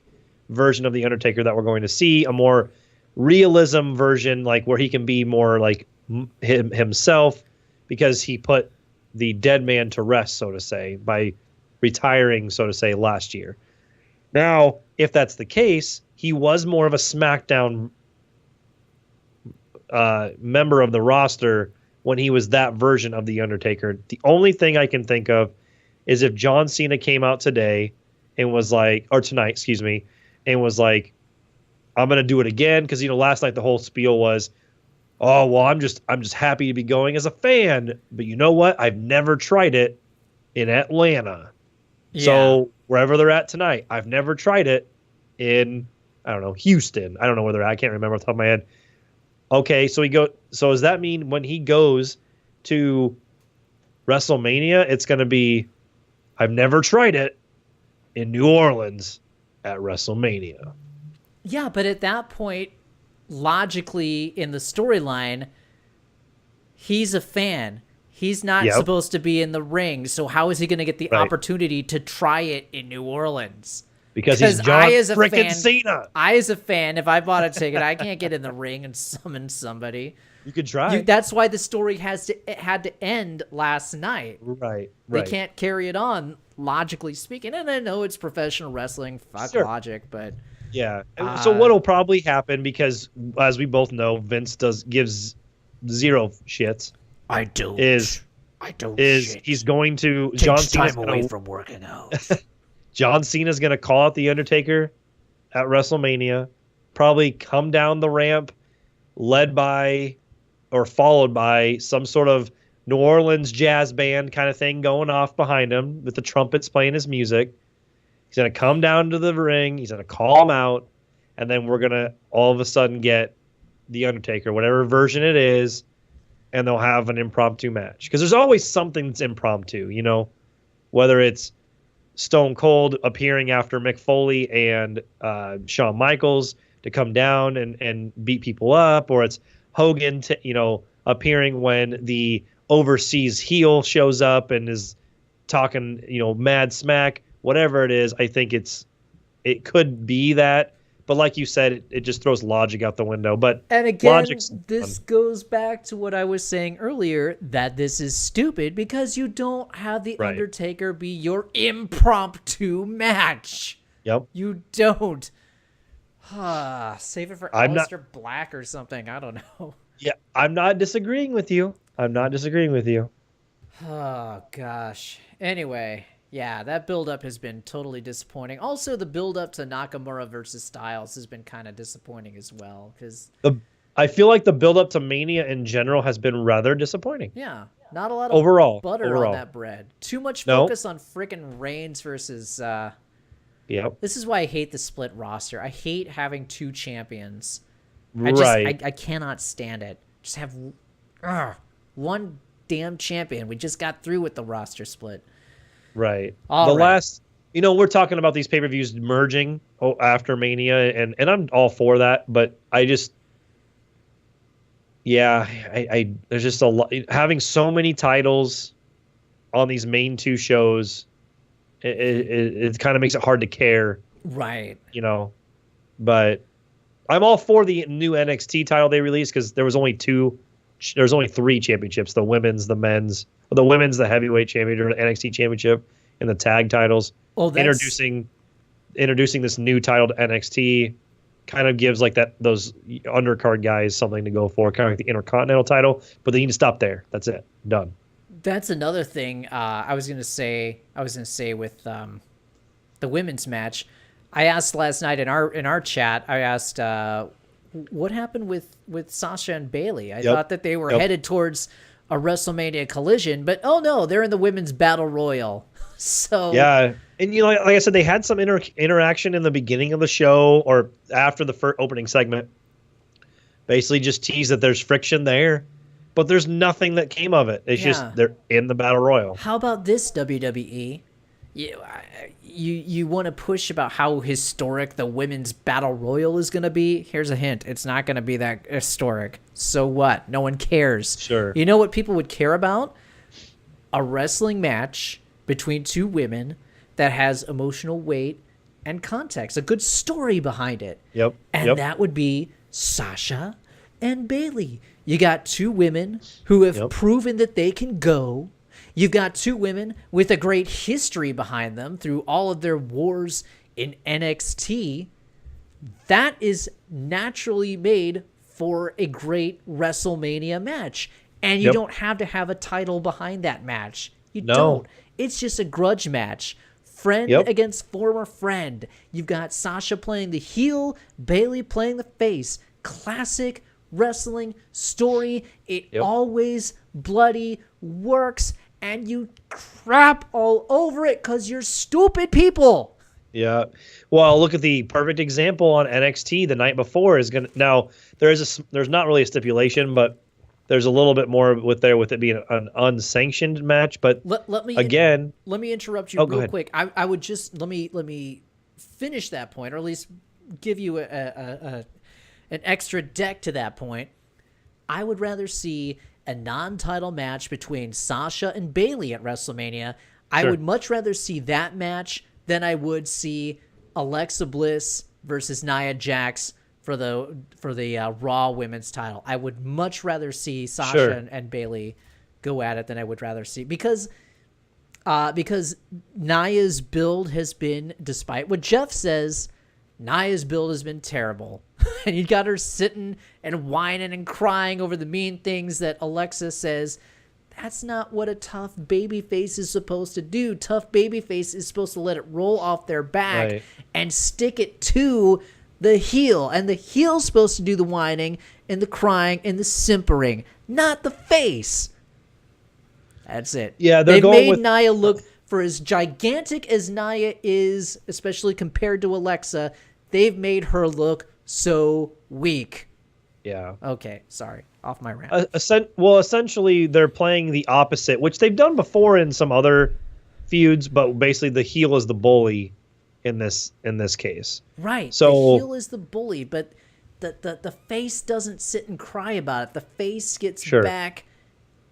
The face gets back with their fists. That's what the face does. They should have taken a little bit of a. They should have almost just taken a little bit of a page from the Braun Strowman, the beginning of Braun Strowman. He was just people would say, "Oh, yo, we were going to take you down." Well, he's just like, obviously I'm just going to beat you up. I'm bigger, I'm badder than you are. She could have just went with that route. Now, granted, they've tried to toughen her up and do all this different stuff, but at first I was like, okay, let me see where this goes with the development. She's crying, sure, let me see where this goes. But these last couple of weeks, I've just been like, all right, I've lost interest in it. I love Alexa Bliss. I am the number one Alexa Bliss fanboy. I get it. I am totally on board with her, but I'm over the Nia Jax thing already. Yeah. The thing is, they'll probably put on a good match because they're good friends, and usually good friends put on a pretty good match, so they push each other a little more and they allow each other to do stuff because they trust each other. But Sasha and Bayley, again, good friends outside the ring, could put on a fantastic match. Just look at the example of the Iron Woman match from NXT. Fantastic example that they put together. And they, like you said, no title had to be on the line. It's the same thing as Johnny Gargano versus Tommaso Ciampa, which happens on Saturday night. It's a grudge match of just two people that just want to get their hands on each other. That's all it is. Exactly. And that could be match of the weekend. In fact, that Definitely probably will be match of the weekend. I think it'll be probably your top three for sure. Dang. And Sasha and Bayley, they had match of the year candidate match, legit match of the year candidate match a couple of years ago in NXT. So I don't understand. They did falter with it. And the pop for the women's battle royal fell after they had to rename it because of the cluster that was the naming of the original battle royal. And then the Moolah Fabulous Moolah Battle Royal or whatever. Because of them renaming it, then it just felt like it was a cluster. And then next thing you know, it's lost its luster. I did not mean to rhyme there. Just call it the Sunny Battle Royal. Oh boy. Anyway, the WWE has this big boner for pushing women's wrestling and being like really trendy and everything and breaking those boundaries. Sasha and Bayley would do more to push the excellence of women's wrestling than the Battle Royal would, definitely, and probably more than Alexa versus Nia. Well, and again, look at the Royal Rumble. I talked about this a little bit last night. How much of that Royal Rumble was made up of returning veterans and legends and people that because they didn't bring up so many from NXT. You'll get some NXT call-ups, I'm sure. Just like you get one or two in the Andre the Giant Battle Royal. But yeah, I mean, I don't expect this Battle Royal to be filled. I wouldn't expect it to be filled with people like Trish Stratus and, whoever else that they want to pull out, Lita or whatever. But who knows? All right. Well, with that, we're about an hour 40 into this thing. So let's get into our predictions. Let's go through the card. We're going to skip NXT weekend because we just don't have the time. So we'll try and give real quick predictions here going through some of the WrestleMania cards. And I'm going to skip through like the Cruiserweight Championship, Cedric Alexander versus Mustafa Ali. I'm sorry. I don't care. It's on the kickoff show. I don't care. Is it and for what it's worth, so we're skipping it. We don't know the exact order of the show quite yet. I do think that last night on Raw, they kept saying that Roman versus Brock was the main event, even though it should be AJ Shinsuke.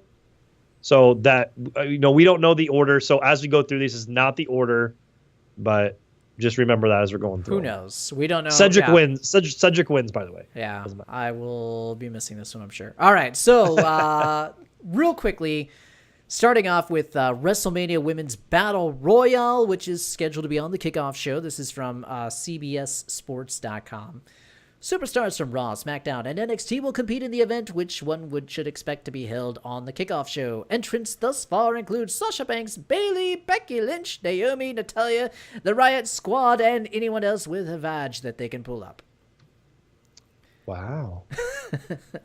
That was condescending. I'm sorry. I'm just mad about it. Oh, I was like, ooh. Mad about it. All right. Who wins this one? My official picks I'll throw out on social media later this week. But if I had to pick right now, You got to pick right now. I haven't really dove into this too much, but I think I would go with Sasha Banks. You think Sasha Banks wins? All right. I'm going to go with some outsider that we don't know of yet. I need a pen real quick because I'm going to write this down. Hang on a second. Hum a little pen tune real quick. Okay. So a little pen tune. Long story short, whatever you're doing out there, make sure you hit that follow button. I'm just doing a quick plug for Nerd Bacon. Yeah, hit that good follow man. button here on Twitch. Make sure that you hit that follow button because otherwise, how else are you going to see our lovely faces every Tuesday night when we come live with the Level Up Lariat podcast? Okay. Nice. So I say some outsider, and Justin says Sasha Banks. You know what? Just kind of throwing. I'm not going to say change my pick or anything. And again, like I don't. I'll kind of dive more into some of these matches deeper as the week goes on, but I wouldn't be surprised if Bayley won it. If those ended up being them, and like you get the feel good story of Bayley winning it. Well, you know what I mean? We're done with that one. Now we're on. So. We're on to the Andre the Giant Memorial Battle Royal, the Clash of Titans. Some of the wrestlers so far will be Dolph Ziggler. Sorry. Poor Dolph Ziggler.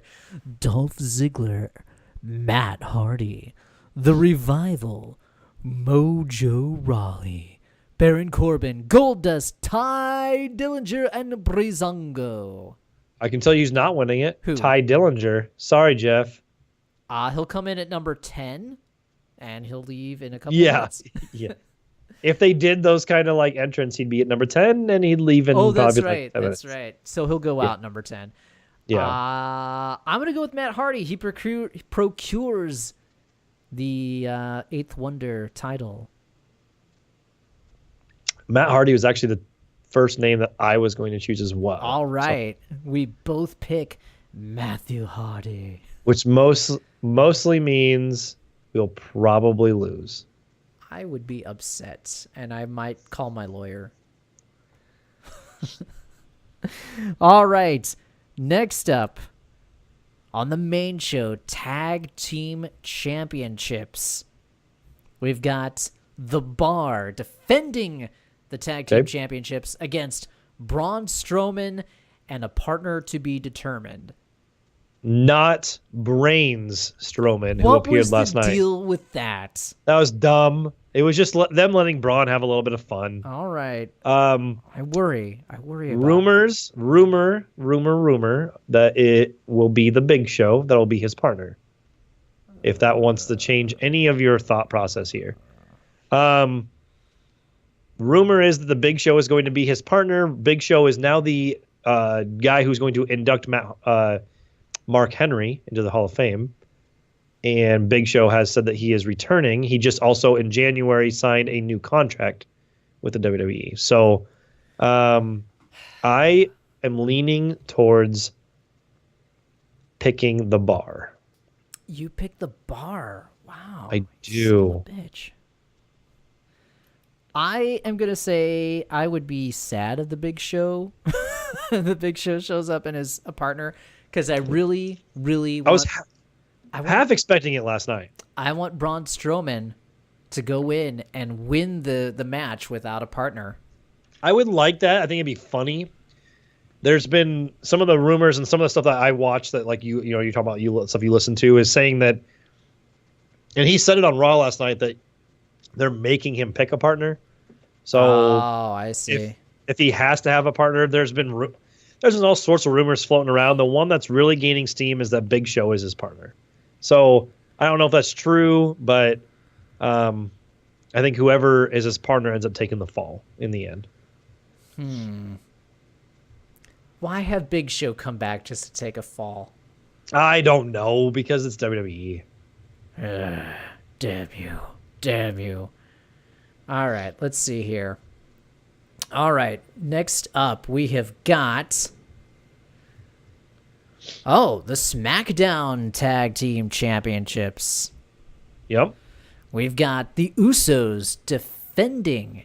Looks like in a three-way dance. The Usos versus the New Day versus the Bludgeon Brothers.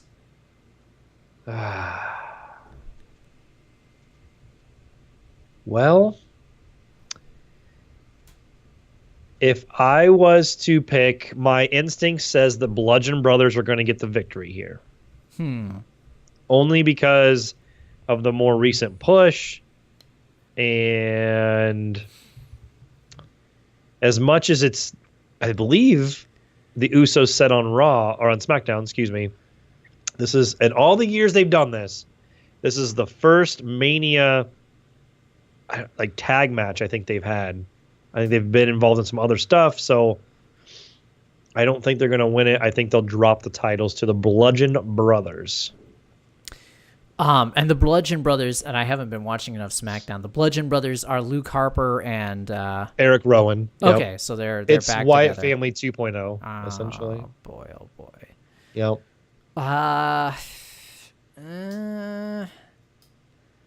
You know what? I am going to say that this is the one where we have a retention. I'm going to say the Usos walk out champs. Sticking with the Uso Penitentiary. Yeah. Yeah, I'm going to say that they walk out as champs. Okay. All right. Next up, now we're getting crazy. We've got the first of our series of singles triple threats. We've got the United States Championship match. Oh, that's a quad match now, too. Oh, I'm sorry, a quad match. We've got our only quad match of the evening. Yeah, don't. The champion, Randy Orton, defending against the glorious Bobby Roode versus the Indian superstar Jinder Mahal, the modern day Maharaja. I was like, do you miss that? Do you miss that now? I do. I don't miss JBL saying it every 20 seconds. The modern day Maharaja versus the man who every day is named after, Rusev. Yep. Justin, this one I think is going to be a fun match. I don't think it's going to be a great match. Sure. I was thinking Bobby Roode was coming out of it. I don't think Randy Orton should be coming in as the champion. I still think Bobby Roode should be coming in as the champion. There's no reason that Randy Orton needed that belt. No, it was simply given to complete the given the belt he's never had. So, you know, Randy Orton's obviously at this point. Randy Orton's towards the tail end of his career. I'm not saying he's retiring tomorrow, but he's towards the tail end of his career, and yeah, I think it's getting to the point where they just, you know what, this is the only title that's eluded him. Here you go for a month. They can do it at any time, though. They could have given that to him at any time. They could have. It does much more for Bobby Roode coming in as champ than it does for Randy Orton, unless Bobby Roode's walking out. But you know what? I will go first on this one. I say that it will be Rusev Day. Woo. At WrestleMania. I think Rusev comes out with the United States Championship. Okay. How about you? I'm going to stick with the glorious Bobby Roode. All right. I would be happy with that. Yeah, I think Bobby Roode is going to take it. I think the Rusev was added to the match late, and I think it was just a very Daniel Bryan-esque addition.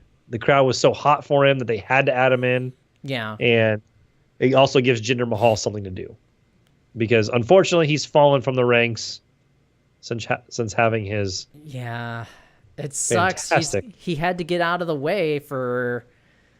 Yep. That's the problem. He's got to get out of the way for Nakamura and AJ Styles. That's just how it goes, though. Right. Trying to get back to SmackDown results and see if there's anything going on. So you think Bobby Roode, and I think it's gonna be Rusev Day. Oh my goodness, what do we have next on SmackDown? Oh, Ty Dillinger actually was found alive at SmackDown. Oh my goodness. All right, here we go. Next up, the Intercontinental Championship match. This is the champion Miz defending against Seth Rollins and Finn Balor. And this is one that I think we have agreed is a contender for match of the night candidate. I agree. Yep. Justin, does the Miz retain? Does he come out of WrestleMania and go into his new show that he's going to have with Maurice and baby Miz Maurice? Does he go into that with the Intercontinental Championship belt still around his waist? Does he become the longest serving Intercontinental Champion in WWE history? Ooh. Or does he when drop is it? that? When is that at Mania? Is it like right around Mania? I think it's a little bit after Mania. Okay. Let's see. Let me look at this real quick here. You gonna think about it? Well, I want to say that they're going to let Miz break this because they've been putting so much behind it. Mm-hmm. Let's see. This article's on WWE.com. I don't have a date for this article. Let me see. I was trying to look at. Oh, this is back in September. He was second on the list. He's now, or third on the list. He's now second, only behind Pedro Morales. Wow. So I would like to see that they would let him, but I don't think so. I think his reign comes to an end. Wow. That's really sad. Yeah, I think it comes to an end only because, you know what? He's going into the fatherhood. It's going to give him some time away. He's going to be able to help Maurice with the new baby girl. And, you know, I think this is going to end up being a candidate for match of the night. I think this also could be a candidate for match of the weekend. This, I think, could be a very good match. Miz is very underrated, and we know that both the other guys can work. They actually had the match of the night last night. Who do you like? I'm going Seth frickin' Rollins. Ooh, doggy. I was own. I am going Seth frickin' Rollins to take the Intercontinental title and become a Grand Slam champion. Wow. The only member of the Shield who has not done it yet. I am inclined to think that that's going to happen, but I don't know. I think I'm going to be crazy. I'm going to go with the Miz. Okay. I'm going to say Miz retains just so they can give him that record book pump. I will say this. The only thing I would say is if they had came out and said Finn Balor is going to be the demon at Mania, I would have taken Finn Balor. Yeah, no demon, no pie. They have not talked anything about the demon. Yeah, it's just Balor Club and that stupid smile. That's really getting me off of Finn Balor quick. Stop smiling. You're supposed to be tough. That's funny. Anyway, all right. So next up, we talked about this extensively. The Raw Women's Championship. Alexa Bliss, Little Miss Bliss versus Nia Jax. I have seen articles go both ways for this match. Yeah. I have seen really good written articles, really well-written articles saying that WWE has invested so much in Alexa Bliss. They trust her. She has been great as a champion. But then I've seen other articles that say it's time for Nia. The crowd mostly likes Nia, even though they've botched this, uprising. If I had to pick right now, I will go with Alexa Bliss. Yeah, it's a tough one. I could go either way on this one. I better write down that you're picking Alexa. My gut instinct said Alexa as well, but my head says Nia Jax. Yep. because of the way that they've booked her as being the scorned. My other bullied reason for person. saying Nia Jax is Ronda's got to go after somebody after whatever happens with her match, and it's not going to be Stephanie. Well, I don't think she's gonna be ready for a championship match yet. But Nope, I wouldn't put her anywhere near a championship title at any point right now. But that could mean that she goes after Nia, after, whatever. But yeah, I think at this point, there's good arguments made either way. Something says Alexa for me. Well, you know what? I'm going to agree with you. I will say Alexa goes over as well. And you know what? You could have time to do more research because Mania is not until Sunday. Can you believe it? It's Mania week. I know it's Mania week. I don't even have any Mania snacks or anything ready. I don't even know what I'm doing for watching it. The thing is, Lauren is Greek Orthodox, so it's her Easter on Mania Day. So that's going to kind of put a little damper on, well, not damper, but no, sure. We'll see what happens. I'm not sure what's going on it yet. Anyway, let's move on. Next up, keeping with the ladies, we got the SmackDown Women's Championship. Charlotte Flair versus the undefeated Empress of Tomorrow, Asuka. Does that streak come to an end, or does she walk out as the champion? As much as I hope she would bust out a taser like Kevin Nash and Scott Hall and just give it to Goldberg, like that's what I would hope that she'd do. No, I'm just kidding. I think Asuka wins this one in the end. I don't know what it is that Triple H and Vince have going for Asuka, but they will not put her towards the big L, I think, for another year. I would be so happy with that. I would be fine with that she is just the forever champ. That would make a lot of sense. That makes a lot of sense. I think she will be champion going into Mania next year, setting up Ronda Rousey versus Asuka. Armbar versus armbar, or submission versus Asuka lock versus armbar. Dang it, that makes so much sense, and that's why it's not going to happen. I was going to say I think Asuka wins, but I think coming out as champion is going to be fucking what's her name? Carmella. Cuz she's still got the Money in the Bank thing. Yeah, she supposedly tried to cash it in tonight and it didn't work. Yeah. So she's been teasing that. Yeah. I wouldn't be surprised with that either, because if Carmella pulls a Seth Rollins and pins Charlotte, Asuka doesn't take the loss. Right. And then Asuka's on the hunt for that title still. Yep. So she's still working as a face. Yep. And Carmella would definitely be your heel. Yep. Yeah, I can see that. This would give Charlotte something different to do. And maybe Carmella ducks having a match for several months. Maybe Charlotte then feuds with her BFF and feuds with Becky Lynch, which now makes me think maybe she wins the Andre the Giant Memorial or the Women's Battle Royal. Huh. Because, maybe she wins her big match and Charlotte loses her big match. So more many, for me to ponder. Yeah, I say Carmella walks out as champ. I don't disagree with you. I think Asuka, if it ends up just mano a mano, Asuka wins in the end. But I think Carmella walks out as champ at some way, somehow. I don't see.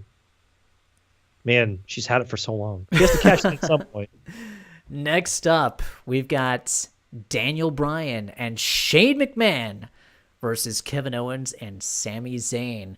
Kevin Owens and Sami Zayn are fighting to be reinstated back to the WWE. Daniel Bryan making his grand return after 3 years of being on the shelf. It's a miraculous Cinderella story. Yep. We talked about this extensively. I think we're both thinking that Kevin and Sammy win? I think that there's ways that they could do it either way, only because they could go off the storyline that Kevin and Stephanie get along so well. But it's starting to make me think that if there is a heel turn, that's going to take place because we have a McMahon involved and they're notorious for it. Or Shane just is the one that takes the pinfall. Daniel Bryan still comes out your hero, and Sammy and Kevin still have their jobs. So yeah, I think Kevin and Sammy win in the end. I agree. I say KO and Sammy win in the end, but I think we see Shane McMahon turn. Just the way Wouldn't surprise me. The way he was looking at some of those screenshots from SmackDown tonight, the fact that he says, "Oh, we're definitely on the same page." That's what you say right before you stab somebody in the back with that hug. Sure. I think Shane turns, and then I think Daniel Bryan is out as commissioner. Yep. And that paves the way for a heel commissioner to be brought in. Oh. Hollywood Hulk Hogan. Yep. Not real American Hulk Hogan. Hollywood NWO Hulk Hogan. Yep. Seems to be Hogan is a popular choice for commissioner for SmackDown. It makes sense. It makes sense. Plus, you know, the fact that Hogan was kind of disgraced, it'd be tough for him to come back.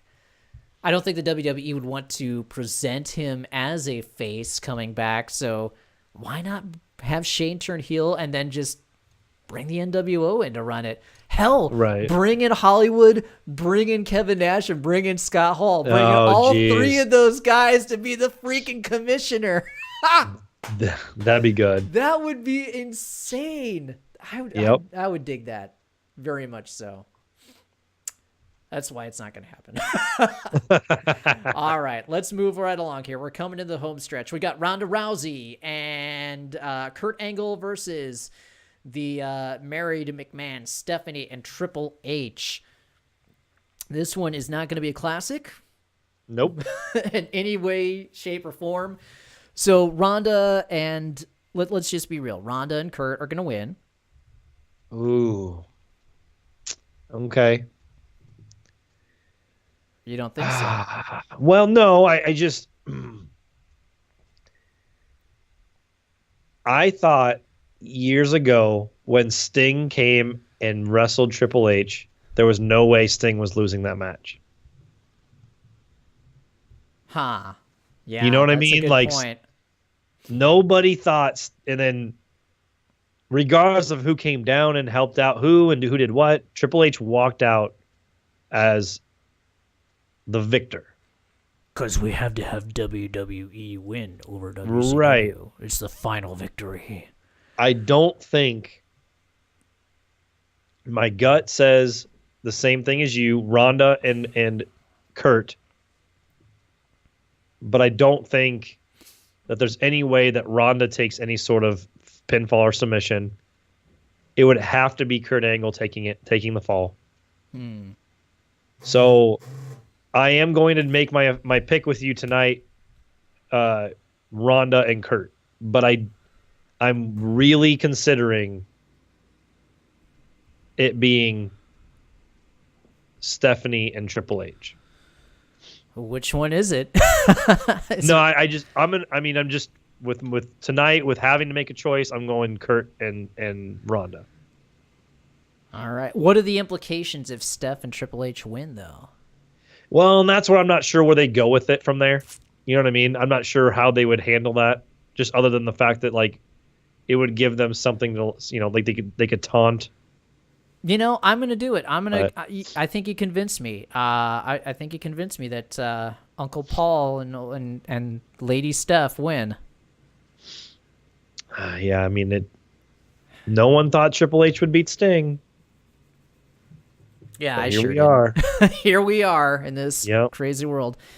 Next up, the WWE World Heavyweight Championship, the Dream Match.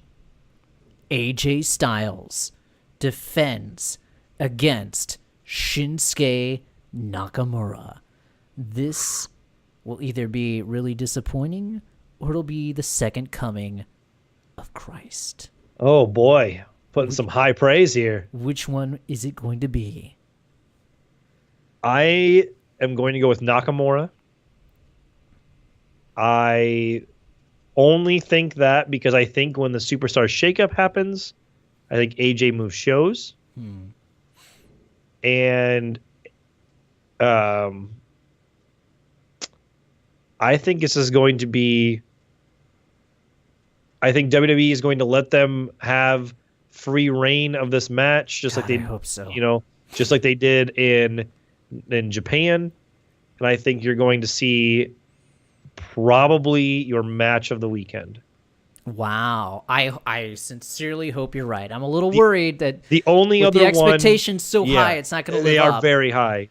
I think the only other one that I really wouldn't be on NXT, and we talked about that earlier, that I think could be match of the weekend. But yeah, this is going to be a good match, I believe. I don't think we're going to get a Cleveland Steamer on this one. We're getting a good match here. Woo. I like that. All right, I'm going to go with Nakamura as well, and I believe you're right. I think there's going to be, with the shakeup that occurs, AJ probably moves over to Raw and hopefully just beats the shit out of freaking Roman Reigns and takes that belt from him. I don't like Roman. Which then just leads into the match that you were just hinting at. Yes. The greatest show that's ever been. Oh, boy. The Universal title. God, I hate that name. I hate it so much. It's an illegitimate belt. It's just the made-up belt. It shouldn't be going on last. It's so bad. The Universal Championship. The Beast Incarnate, Brock Lesnar versus Roman Reigns. For coronation number, 3, 4? Well, I will say one thing. WWE has done a decent enough job that they were chanting Roman last night on Raw. Actually, will give them that. I will say that, yeah. And do you remember back, somebody had commented on Twitter, but do you remember back the last time these two were going to go head-to-head? I think it was 31, I want to say. Sure. And they ended with the tug of war. Like both of them were pulling on the title. Yeah. Yeah, so this was a heck of a lot better than that. So I agree. Yeah, the build-up has been much better this time, and they've done a good job. The build-up for this match has been really well done. Paul Heyman has done his job. I want to like Brock. I'm sorry, I want to like Roman more. I want to get behind Roman. He doesn't excite me at all. A guy who relies on right hands and then an accentuated right hand and a spear and a Samoan drop. Yeah, it's just not good enough for me. The drive-by is probably the only other move you could throw in the mix. Yeah. He doesn't even do that often. So, no, I agree with you. I want to like Roman Reigns. I don't like Roman Reigns. I don't have anything against him as a person. I don't care about... I'm just going off the character. I don't like... he's being forced down everyone's throat. And I'm not saying it's even his fault. But Roman Reigns wins this match. Brock Lesnar goes back to the UFC. And Paul Heyman is doing Paul Heyman things. He's been there's been some... looks like there's been some talk, or he's been doing something with some sort of documentary series he's doing now that's going to be after Mania that he's featured in. And so, Paul Heyman will not be on wrestling or WWE television for a little while, I believe. That's until he comes back to manage Ronda Rousey. No, I'm just kidding. I'd be fine with that. I would too. I actually would be fine with another heel turn where Heyman helps Reigns, but that isn't going to happen either. But no, I think Reigns wins this one. There's no question. I don't think that's why this match shouldn't go last. We know what's happening. What are the ramifications if Brock Lesnar wins? Well, I think what they're worried about is kind of like they were worried with Bret Hart going to WCW. What if Bret went into it for himself? So what if Lesnar, who's a big meathead, goes into it for himself and says, F you, I'm taking this title with me to UFC. I'd be fine with that. Yeah, I'd be fine with it too. It sounds badass, right? Yeah, it does sound badass. I think that's what Vince is worried about. What if they did that as part of the story, though? Could. Like, what if they were like, yeah, let's just have him go to UFC and take the title with him? They could. I don't think they will, but they could. They definitely could. They definitely could. I think it's kind of... Lesnar has slimmed down a little bit. He looks like he's in some really good shape. Well, he never looks like he's in bad shape. He always No. looks like But there's kind mountain. of there's two versions of Lesnar. There's a kind of a in shape, but there's a little bit more weight and chubbiness to him, and then there's the like I'm really good in shape Lesnar that you can see the difference in the tone. He's in that version right now, which hints at him obviously going to the UFC, and then Paul Heyman practically said it last night. So I don't think that there's any way that he walks out with the title at this point. And Paul Heyman did say last night also, if Brock Lesnar loses the title, you will not see Brock Lesnar or Paul Heyman on WWE television. So essentially hinting that that's what's coming.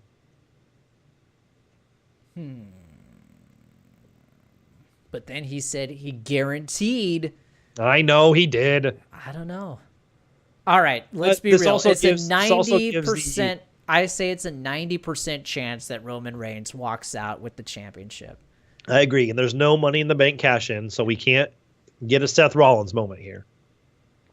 But there's that crazy part of me that thinks maybe that 10%. I know. All right, I'll agree Roman, Yep.